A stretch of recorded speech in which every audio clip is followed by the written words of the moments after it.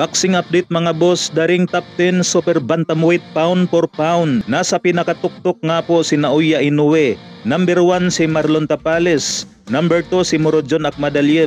Number 3 si Sam Goodman. Number 4 si Luis Neri. Number 5 si Liam Dibies. Number 6 si Alan Picasso. Number 7 si Teji Duheni. Number 8 si Elijah Pers. Number 9 si Ramon Cardenas at pang number 10 si Dennis McCann. Bali dalawa nga po ang parehong pasok sa super bantamweight pound for pound. Nagaling sila sa matinding talo. Si Luis Neri nagaling sa matinding knockout kay Naoya Inoue. At itong si Teji Duheni na umayaw kay Naoya Inoue. Ano ang inyong masasabi dito mga boss sa bagong inilabas ng daring super bantamweight pound for pound? Sa ibang balita naman mga boss, dating 2 division champion and current WBC super flyweight champion na si Jesse Bam Rodriguez. Matapos nga po nito iligpit si Juan Francisco Estrada noong June 29 taong kasalukuyan. Muli nga pong mapapalaban itong si Rodriguez ngayong November 9. Didepensahan ang kanyang WBC title kontra sa dating champion na si Pedro Guevara. Matatandaan mga boss na itong si Pedro Guevara